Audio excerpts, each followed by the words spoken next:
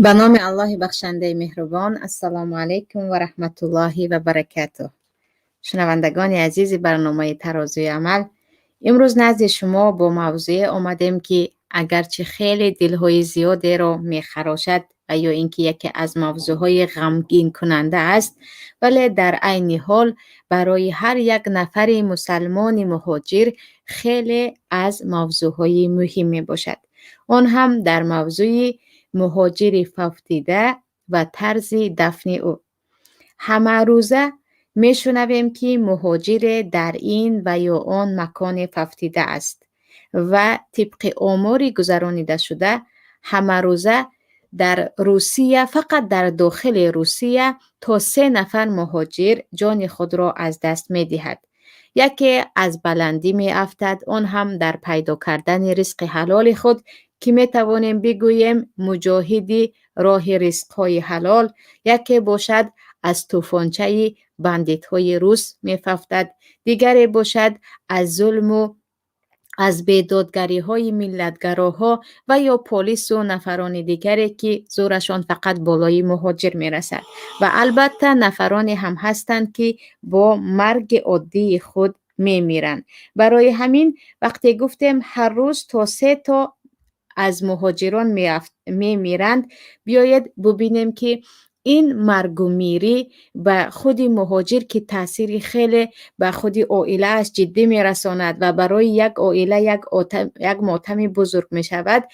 این گونه مهاجران را چگونه می شود دفن کرد و اینها را باید چگونه به وطن فرستاد و آیا فرستادن مهاجران حتمی است و یا اینکه می شود که مهاجر را در جایی که فوتیده است در آنجا گورانیم.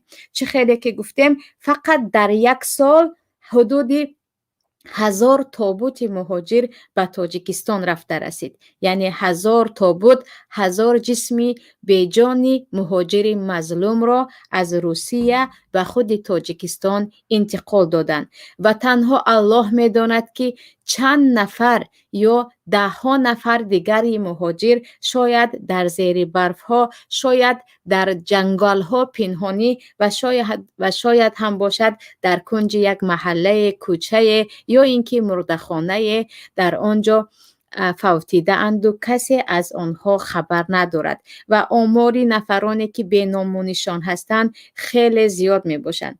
و گفته هر یک نفر مهاجر از خانه می رود و خود الله می داند که آیا زنده و سلامت بر می گردد و یا بر نمی گردد. و ما گفتیم که همه ساله و هر ماهه و حتی هر روزه آمار مرگ و میری در روسیه و دیگر کشورها خیلی زیاد شده ایستاده است. اگرچه گفتیم مهاجر در روسیه خیلی زیاد است، البته که در دیگر کشورها نیز با زیاد شدن ظلم بالای مردم عادی، بالای مردم حق طلب در دیگر کشورها نیز روزی نیست که نشنیده باشیم که یک مهاجر بیمار است و یا مهاجر فوتید و یا مهاجر را تابوتش را بردند. پس چگونه که گفتیم مرگ مهاجر الکی مثل خود مهاجر برای مردم خیلی خیلی عادی می نماید. اگر پیشتر تا 20 سال پیشتر اگر می شنویدیم که نفر در روسیه وفات کرد و یا در مهاجرت فوتید، همه یک باره به لرزه می در آمدن. الان مثل خود حقوق مهاجر، خون مهاجر و جان مهاجر هم طرف دارد ارزان می شود و بگذار خود پروردگار یکتا که در بالاست بالای هر یک مهاجر حامی و خودش محافظ باشد و جز پروردگار به کسی دیگر مایان امید نداریم. و اینجا بیاید ببینیم که چون میگویم هر ساله تا 1000 تابوت مهاجر به داخل تاجیکستان انتقال می‌یابد، آیا همین انتقال یافتن جسم‌های بیجان مسلمان از مکانی که فوتیده است به جای زیستش حتمی می باشد و یا اینکه در جایی که فوتید در آنجا گورانند هم می شود؟ برای اون که البته بعضی از مهاجران هستند که آنها شرایط مادی دارند و می توان آنها را اگرچه با مبلغ‌های خیلی بزرگ باشد هم به وطن و زادگاهشان برده رسانید. اما مهاجران دیگری هم کم نیستند که برای جسم بیجان آنها را بردن پولهای زیاد در کار می شود و حتی اهل خانواده قرضدار می شوند و یا حتی که 1 ماه و 2 ماه در سردخانه و در جایهایی که عموما مرده های بی صاحب هستند یک مرده تاجیک بیچاره را نگاه می دارند با امید آن که مبلغ جمع شود و جسم او را به تاجیکستان فرستند. و آیا این چیز حتمی است و یا اینکه می توانیم در داخل روسیه هم گرانیم و یا اینکه در هر کنار هر یک گوشه و کنار دنیا باشیم هم می توانیم مرده های خود را گرانیم؟ پیش از همه عزیزان، در نزد تمام علما اتفاقا 100% علما هر کسی که در جایی که مرد سنت این است که در همان جا گرانیده شود.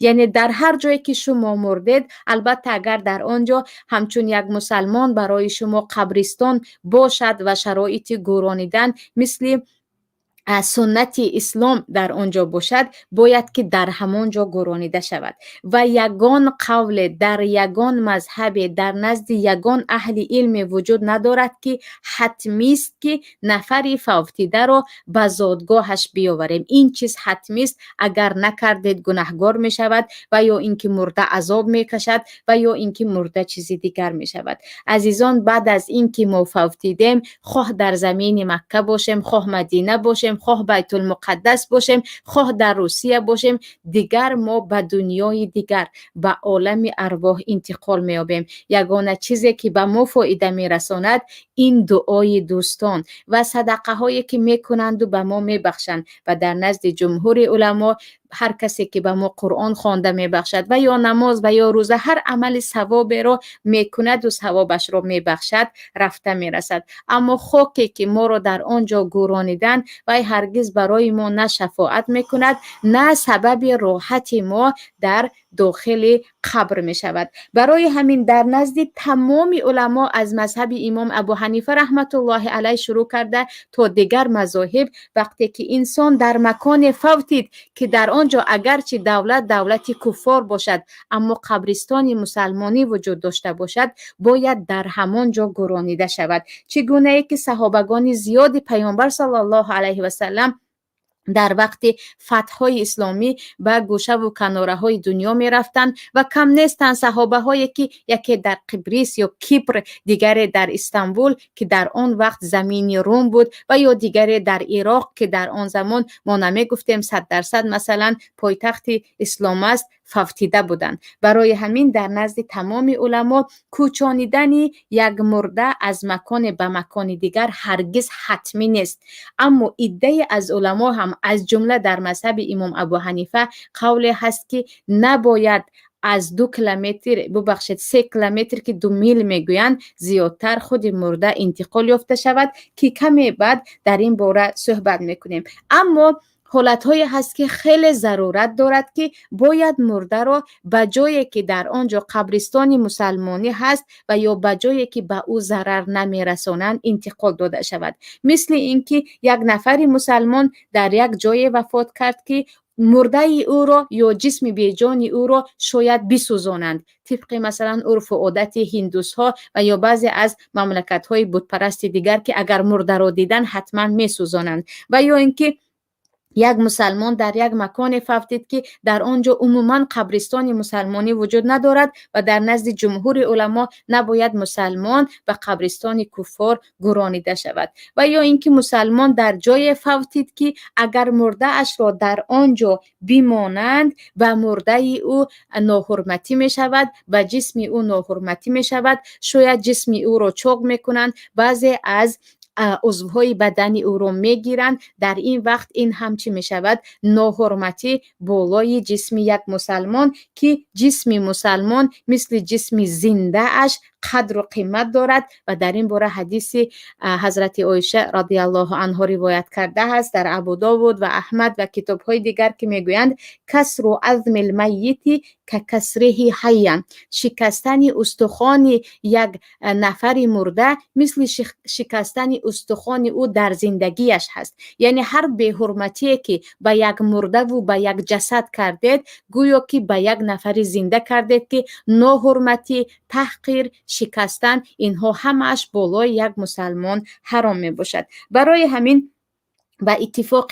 تمام علما در حالت ضرورت چگونه که گفتیم اگر دانید که مرده مسلمان یا یک نفر مهاجر در اینجا بماند او را می سوزانند و یا اعضای بدن او را جدا کرده می گیرند و یا اینکه بالای او ناحرمتی می کنند با یک چند مرده های دیگر همراه کرده می گرانند و یا اینکه او را به زمین می گرانند که در آنجا فقط کفار هست، در این وقت باید او را انتقال داده شود. اما این انتقال دادن او هم حتما به زادگاهش نه، به جایی که در آنجا قبرستان مسلمان ها هست و به جایی که به مرده او یا خود جسم بیجان او ناحرمتی کرده نمی شود. اما در حالت های دیگر وقتی می دانیم که در جایی که مهاجر فوتید و یا یک نفر مسلمان فوتید قبرستان مسلمان ها هست و به اون ناحرمتی کرده نمی شود و او را مثل احکام های 100% اسلامی شسته و کفن کرده و نماز جنازه خوانده می برند و می گرانند. انا در این وقت در نزد کل علما حتی مکروه هست که مرده را از اینجا به جای دیگر کوچانیم و حتی چگونه که گفتم در مذهب امام ابو حنیفه رحمت الله علیه حتی اگر خود مرده وصیت کرده باشد هم نباید از مقدار 3 کیلومتر زیادتر او را به جای دیگر برده گرانید، برای آنکه این خلاف سنت است. خلاف سنت پیامبر صلی الله علیه و سلم هست که میگویند اذا مات احدکم فلا تحبسنه و اسرعوه به الى قبره، یا خود و اسرعوا به الى قبره، اگر یکی از شمایان فوتید هرگز او را داشته نایستید، او را شتابان به قبرش ببرید. و در نزد مذهب امام ابو حنیفه رحمت الله علیه و دیگر علما این است که بجز مذهب امام مالک باید شتابانیده خود مرده را گرانیده شود و در این باره حدیث های زیاد در بخاری و مسلم هم هست که پیامبر صلی الله علیه و سلم میگویند وقتی یک نفر مسلمان مرد او را شتاب به قبرش ببرید چون او را نعمت ها در آنجا انتظار است و اگر یک نفر خیلی انسانی بد بود او را هم شتابان ببرید تا که از شر جسم او خلاص شود. و ما که امید داریم که تمام مهاجران همشان شهید هستند برای آنکه آنها برای پیدا کردن نان حلال، رزق حلال از وطن خود بیرون شدن، البته که میگویم آنها را به نعمت ها شتابان برده شود. ولی اینجا مشکلی در آن است که عزیزان بعضی از عرف و عادت‌های ما در تاجیکستان چنان بالای مردم محاکمه میکند یا بالای مردم علیکی تسلط کرده است که مردم گمان میکنند اگر مرده را در قبرستان مسلمان ها باشد هم در روسیه گرانیدیم و یا حتی در ازبکستان و قزاقستان گرانیدیم و این مرده در آنجا عذاب میکشد، این ناحرمتی است و این کاری درست نیست و این خلاف شرع است. ولیکن خلاف شرع این است که نفری که در یک جای مرد که او را می شود طبق شریعت گرانید او را از جایی که او مرد به جای دیگر کشانیده شود. انا برای همین ما می بینیم که مثلا حضرت علی ابن ابی طالب قبرشان در کوفه است، در عراق است، در حالی که خودشان از مکه هستند و در مدینه مثلا تمام زندگی که با همسر و با فرزندان در کنار پیامبر بودند در مدینه عمرشان را گذرانیده بودند. حضرت ابو ایوب انصاری رضی الله عنه قبر ایشان در استانبول است، در ترکیه امروزه که در آن زمان به زمین روم داخل میشد، زمینی که مسیحی بود و مسلمان نبود. و این چونین ام حرام بنت ملحان یکی از صحابی زنهای مشهور قبرشان در کیپر است یا قبرس هم میگویند که امروز اون رو همه میدونیم که دولت مسلمانی نیست. برای همین هر نفر صحابی که در یک جا میفوتید او را در همان جا میگرانیدند، اگرچه در اون وقت مکه مکان دیگر بود، مدینه مثلا زمین پاک است، مکه از آن هم حرمتش زیادتر است، یا بیت المقدس فلسطین است و این زمین ها زمین های با برکت و با احترام هستند. ولی سنت این است که خود نفرانی که در هر کجا مردند یا وفات کردند در همین جا گرانیده شود. و شهدای احد هم وقتی در جنگ احد خیلی زیاده از مسلمان ها شهید می شوند و مرده ها را به مدینه می آورند، پیامبر صلی الله علیه و سلم می گویند نه، اینها را ببرید و در همانجا گرانید، اگرچه اینجا بین مدینه و بین مکان جنگ فاصله هست. و اگر خود زمین شفاعت میکرد و یا زمین برای مرده فایده می داشت، البته که هر یک صحابی فوتیده میگفتند جسم مرا به مکه ببرید و یا جسم مرا به مدینه ببرید. البته بعضی از صحابه ها هستند مثل سعد ابن ابی وقاص و بعضی از صحابه ها که وصیت کرده بودند که جسم مرا به مدینه گرانید، اما مکانی که آنها زندگی میکردن از مدینه دور نبود، خیلی به مدینه نزدیک بود، به اندازه 3 کیلومتر باشد، 4 کیلومتر باشد. برای همین بعضی از علما میگویند مادامی که در 1 ساعت یا 2 ساعت شما میتوانید مرده رو از اینجا به آنجا برید و این خراجات زیاد نمیخواهد و در انتقال میت به جسم میت یگان ضرر نمیرساند و به خانواده و ورثه‌اش هم ضررهای اقتصادی مالی نمیرساند، میتوانید به اندازه 1-2 ساعت ببرید. اما مکان وقتی که دور است و در این انتقال یافتن در سردخانه یک مدت زیاد انتظار مانیدن یک میت، این چونین با مبلغ‌های خیلی خیلی زیاد صرف کردن و از این کشور به کشور دیگر بردن، در اینجا خلاف 100% شریعت است. اگرچه اینجا مثلا نمیخواهیم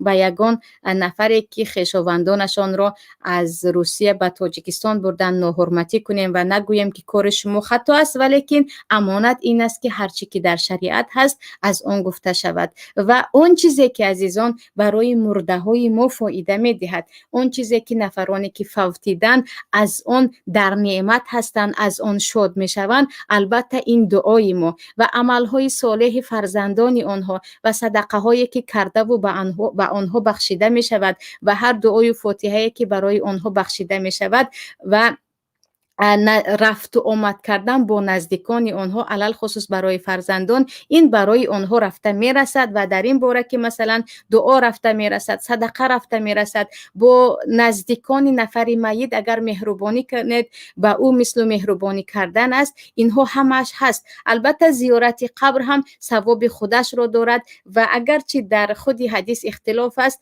ولیکن در بعضی از حدیث ها آمده است که می شود که وقتی به نزد میت رفتید و سلام دادید او هم جواب میدهد به سلام شما، یعنی از این فایده میگیرد، ولیکن مسئله خیلی اختلافی است. به هر حال اولین چیزی که برای مرده ما باید کنیم شتاب او را گرانیدن، اما موافق سنت اسلام، احکام اسلام، سپس برای او دعا و خیر و چیزهای دیگر را بخشیدن است. لیکن اگر می گفتیم که زمین به او فایده میدهد، ابو جهل و ابو لهب و دیگر از این سرداران قریش و اهل کفار در خود مکه خوابیده اند و آنها 100% در دوزخ و در عذاب هستند، به خلاف بعضی از صحابه هایی که در زمین روم و در بعضی از کشورهای مثلا نصرانی نشین وفات کردند و همه میدانیم که چی هستند، از اهل جنت هستند، اصحاب رسول الله هستند که الله رضا بودنش را از آنها در قرآن ذکر کرده است. و اینجا برای اون که گویم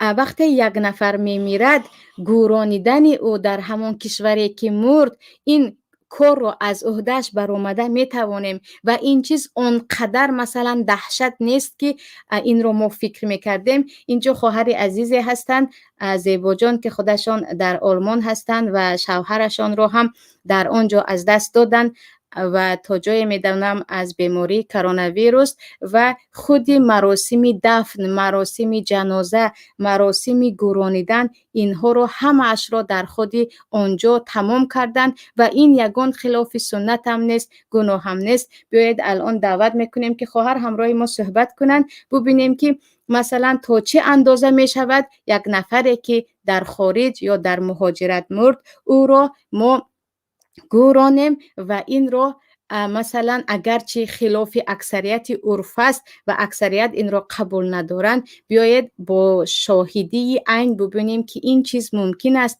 و این چیز یگان ضرر نه به عقیده، نه به خود مرده، نه به ببخشید به دینی نفری که از دنیا رفت ضرر میرساند. و اینجا از کارگران خواهش میکنم خواهر زیبا رو پیوست میکردید، میدیدیم که یک چند سوال میکردیم، میپرسیدیم که مراسم دفن چه خیلی گذشت و چگونه مثلا اگرچه در یک کشور کلا مسیحی نشین و بعضی از اقلیات مسلمان هست، در آنجا شد که شوهرشان را مثلا گرانند.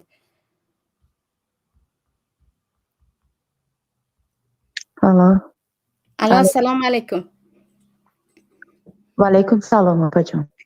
خواهر جان در الان با ما هستید در برنامه. خواهر عزیزم، پیش از همه الله برای شما، برای اهل عائلتان صبر جمیل دهد و انشالله که شوهرتان را در قطار شهدا و صالحین قرار دهد و انشالله که شهید راه الله هستند، برای اینکه تا جای میدانم از بیماری کرونا ویروس رفتیدن. الان کمی باشد درباره سبب مرگشان میگفتید و به ما میگفتید که مراسم جنازه چه خیلی گذشت و تا چه اندازه در آلمان این برای شما مثلا مشکلی داشت و یا اینکه راهی آسان بود؟ بله سلامت باشید، از شما هم ندارم. خداوند از شما هم شما راضی باشد. ولی ما در شهر آلمان قرار داشتیم وقتی که شوهر من با بیماری کرونا ویروس دچار خیلی حالتش وزنی بود. من فکر میکردم که در این شهر آلمان ما کسی نداریم، هیچ کسی با ما نیست. وقتی که حالت شوهر من خیلی وزنی شد، این که در نزدیکی ما همگی یک تاجیک بود. این اوضاعش بیماری شوهر من با در بین همه این تاجیکا مسلمانو همه با من زنگ میزدن خبردار می.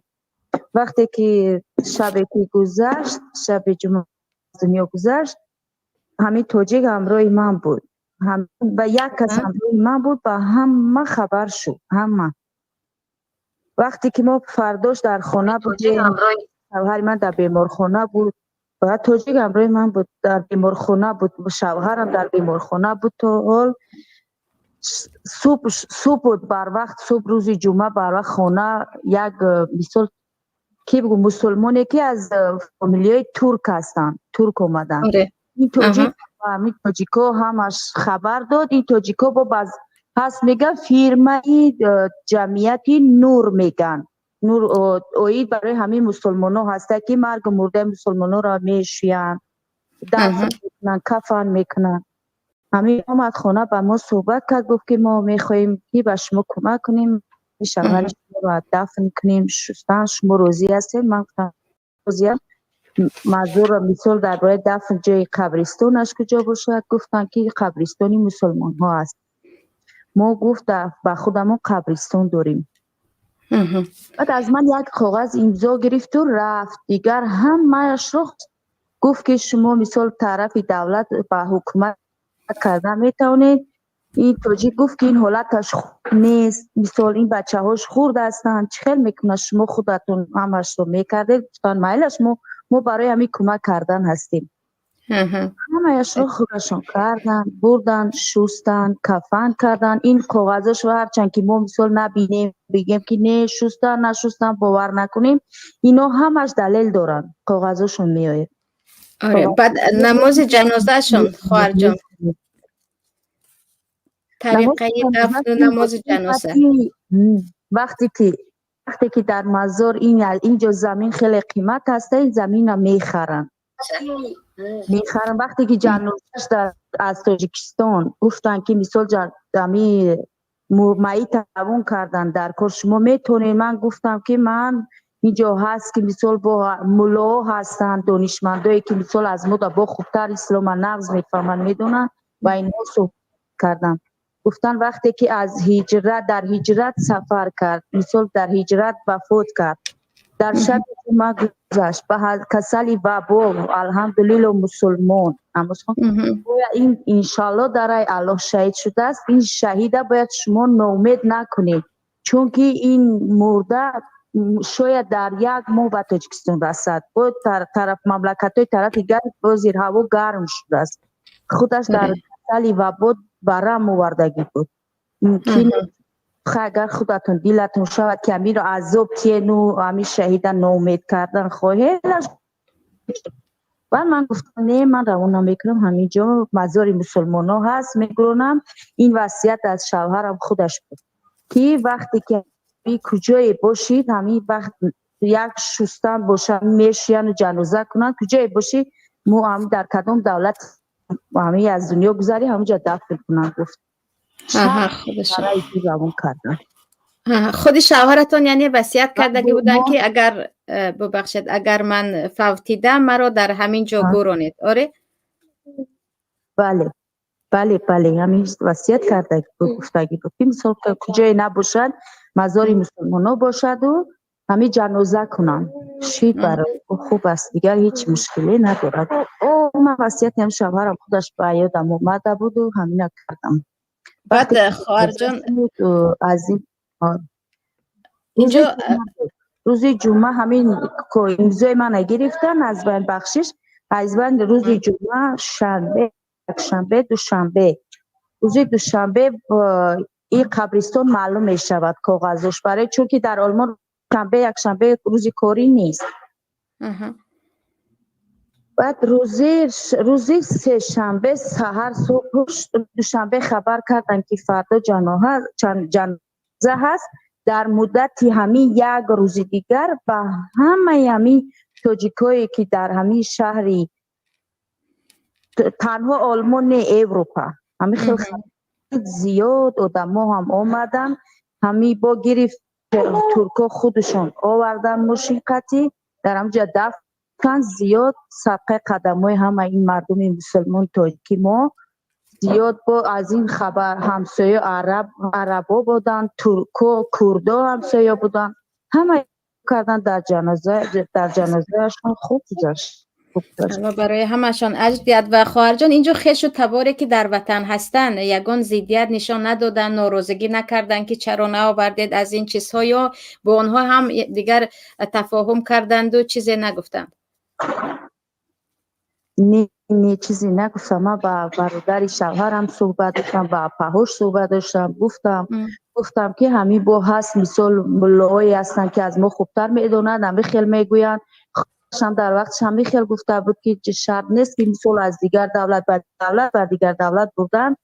همین ملاها میگوین همین وقتی که همین مایتی که در کجای گذشت در هجرت باشد کجا گرونده شود. گفتم خیلی خودش هم همین خیل گفته بود اینش نباشد هیچ مشکلی نداره. نباشد همه بچه ها هم بودن که مثلا چی خدمت باشد پول جمع کنیم بخیل کنیم هیچ گپ نبود برای پولشون. میگیر گفتن که همین شهید مثال نامید نشود در جای خودش باشد بهتر است. یعنی در اینجا هم برای خودی مرده خیلی آسان است رای دور هم راهی دور برای شما قدر مشقت نمی شود. و مسئله خواهر جان مسئله زیارت قبر تو چه اندازه از شما قبرستان دور است و آیا می شود که شما برای زیارت روید یا اینکه این چیز غیر امکان است در مثلا کشوری که همه مسیحی هستند تقریبا؟ من وقتی که پرسیدم از این هایی که مثلا میدونن اینا گفتم صحبت میکردم همش با من فکر میکردم در آلمان کسی ندارم. زیق شدم خیلی غمگین شدم. شکرانه وقتی شوهر من در این مصیبت دچار شد خیلی خیلی زیاد دوستا پیدا کردم. خدا برکتشون دیگر. بعد با من صحبت کردم که من مثال سر یمی قبرستانش بیاید مثال سر گورش برای گفت که با آن شمی روی گو همراهی بچه ها با وجود مثال یک آیه سوره خونن چقدر شاد می شود خودت هم بتونی که مثال سوره خونی آیت خونی می شود و فقط گریه نکنی. وقتی که دلتنگ می شوم راستی او قدر 8 کیلومتر از ما دور است این اتوبوس می رود میشینیم میرویم اینجا میشینیم سوره پیشش به سوره میخونیم آیت میخونیم با خیلی خیلی آرام میگیرد با برداشته میویم. تشکر زیاد خواهر جان که درباره چگونه دفن کردن و جنازه در آلمان یا در یک کشور مسیحی به ما خبر دادید. الله راضی باشد و باز الله شوهرتان را رحمت و مغفرت کند. برای تمام اهل خانواده شما از الله صبر جمیل طلب میکنیم. بگذار مصیبتتان آسان شود. و اینجا چیزی که میگویم مرگ دیگر تقدیر است، یعنی از این چیزی گریز نیست. پیامبران هم مردن، صالحین هم میمیرند، دیگه همه میمیرد. برای همین خواهر عزیزم بار دیگر برای شما تسلیت میکنیم و تشکر زیاد که با ما در برنامه بودید. سلامت باشید، خداوند از شما هم راضی باشد. هزار رحمت به شما. سلامت باشید خواهر جان.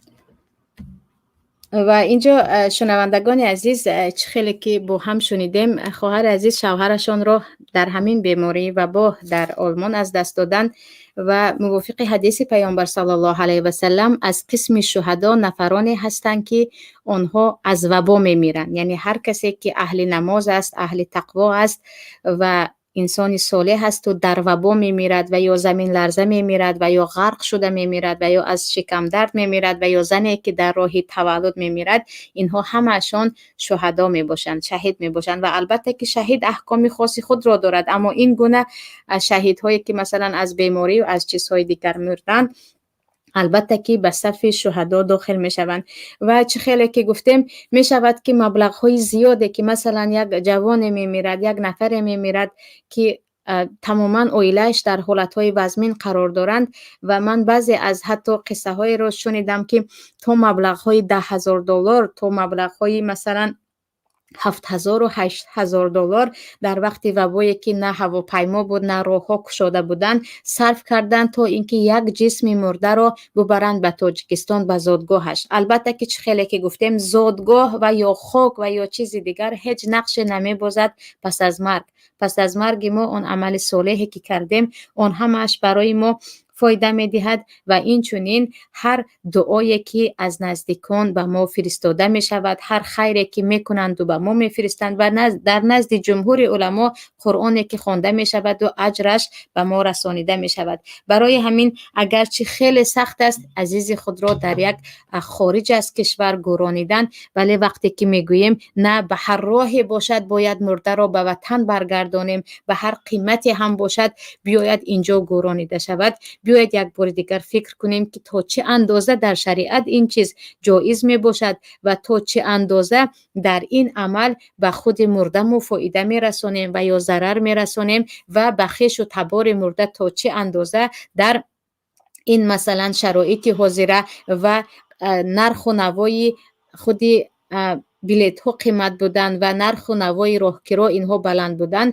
تا چه اندازه با این عمل می شود یک ضرر جدی رسانید و جای این می شود خود همین مبلغ رو به خود عائله که در آنجا فوتید و آنها رسانید که در دوام با این کمی زندگی کنید، برای اون که به خود عذاب یگان چیز تقدیم کردن. این هم یک نمود تسلیت است که در ما تماما عکس است. هر کسی که از دنیا رفت به جای اون که به او تسلیت داده به او یگان کمک مالی کنیم، مردم می روند در خانه او می خورند و حتی بعضی از لطف و پارچه ها از آن خانه می گیرند و در آنجا 20 است، 40 است، 7 است، 4 است، سال است، عید است، یک چند مراسم های پی در پی است که به جز این که انسان به مصیبت خودش با آن مرگ عزیز خودش باید مشغول شود و دیگر مشغول می شود با اسرافکاری، با صرفه‌جویی و با پول دادن و با خیلی خیلی زیاد از عملهایی که همه این به خود اقتصاد همون عائله خیلی ضرر میرساند.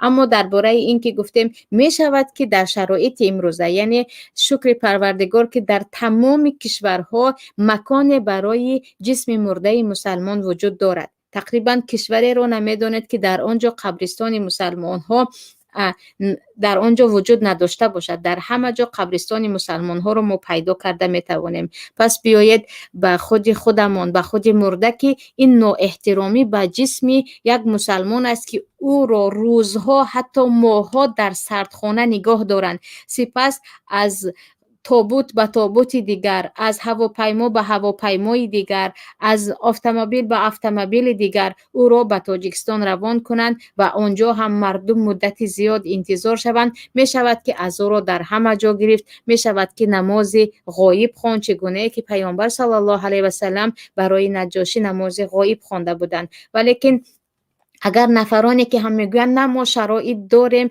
و این رو کرده میتوانیم، اگر چه شرایط داشته باشید، ولی که ما میگوییم دیگر تاجیکستان که همه دعوا از مذهب ابو حنیفه، پیروی از مذهب ابو حنیفه رحمت الله علیه دارند، خلاف مذهب است و خلاف سنت است که با یک مبلغ زیاد و حتی با ناحرمتی کردن بالای میت، کوچانیدن از اینجا به آنجا، کشال کردن از اینجا به اینجا، یک جسم را مدت‌های دراز به وطن برگردانیم. و اینجا سوال آمده است که اگر قبرستان مسلمان ها نباشد در دولت بیگانه ممکن است که در قبرستان مسیحی ها دفن کنیم. پیش از همه چگونه که گفتم در نزد جمهور علما مسلمان را باید در قبرستان مسلمان ها گرانیده شود و شکر پروردگار که اگرچه راه ها کمی دور باشد هم در همه کشورها تقریبا قبرستان مسلمان ها را پیدا کرده می شود و تقریبا کشوری وجود ندارد که در آنجا قبرستان مسلمان ها نباشد.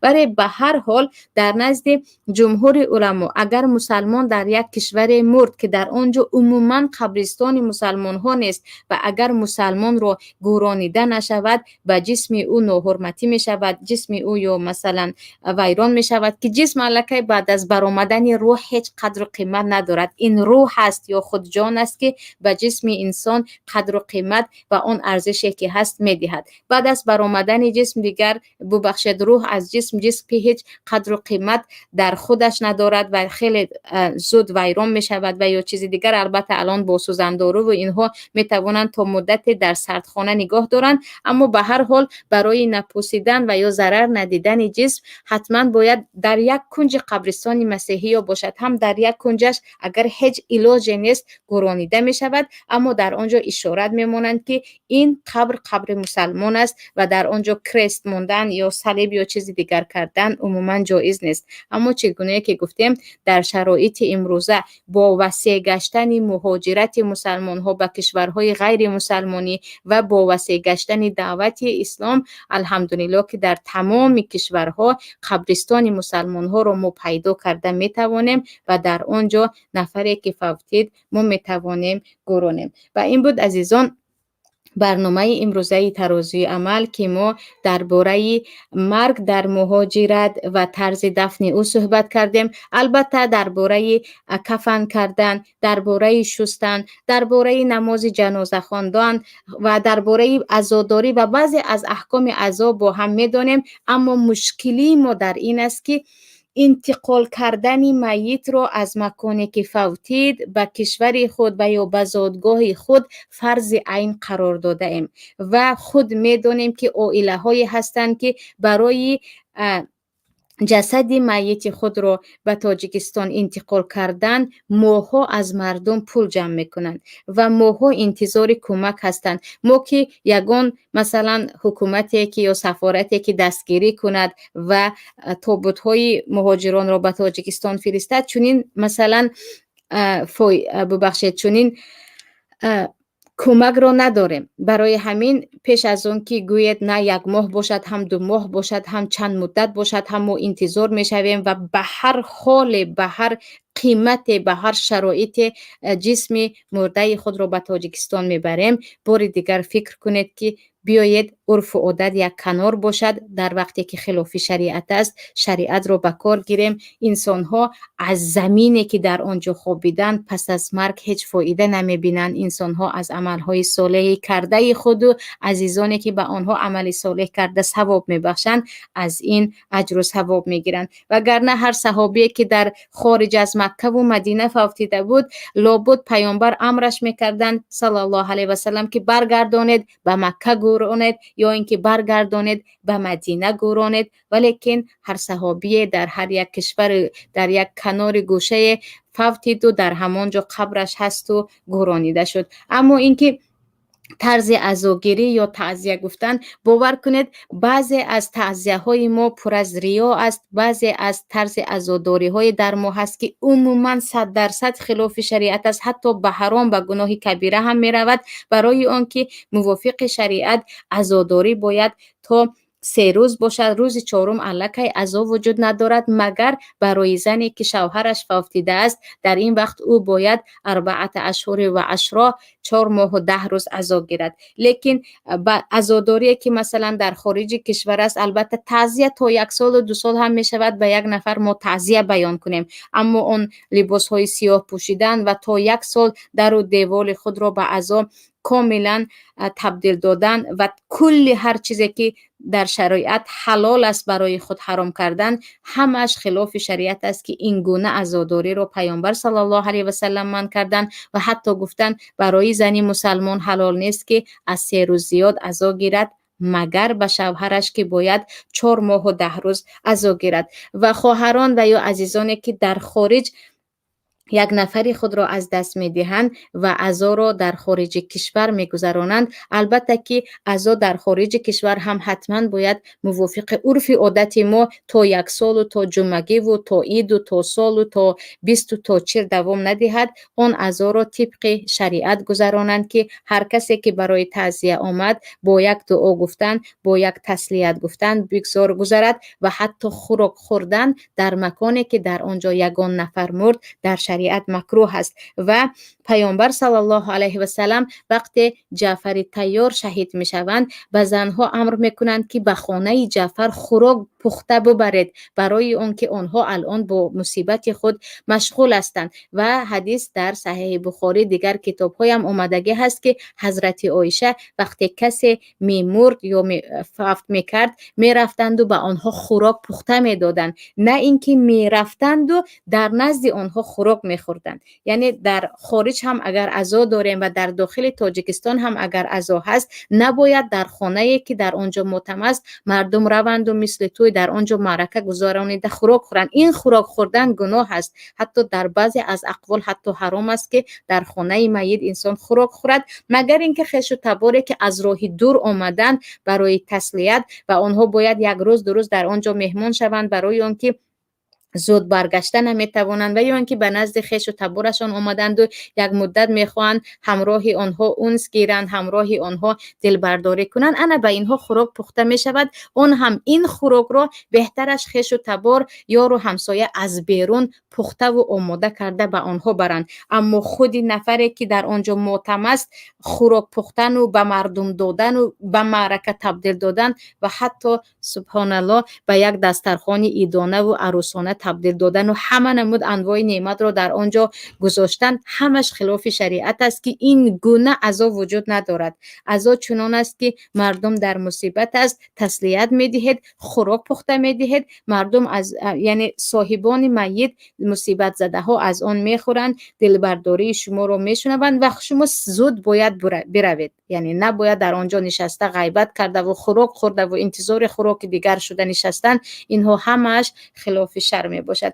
و اینجا سوال میگویند مرد چند روز باید عزا گیرد اگر همسرش گذشته باشد؟ برای مردها در شریعت عزا وجود ندارد، البته عزا عزای قلبی هست که انسان برای یک نفری که از دنیا رفت سالها میتواند عزا گیرد، چگونه که پس از فوت مثلا حسین شهید از نبیره هایشان زین العابدین سالهای دراز میگفتند در قلب من عزا است، من خندیدن نمیتوانم برای آن که چگونه اهل بیتم کلا شهید شدن و مرگ آنها را به چشمان خوب دیدم. و اگرچه حمزه پس از مرگ همسه چقدر وقت گذشته بود، پیامبر صلی الله علیه و سلم میگفتند من وقت وحشی رو میبینم، نفری که همسه را کشت، دیگر نمیتوانم او را ببینم، او اسلام آورد توبه کرد اما نمیخواهم با او روبرو شوم. یعنی عزا میتواند در قلب سالها حتی باشد، اما در ظاهر لباس ماتم پوشیدن برای مردها عموما وجود ندارد.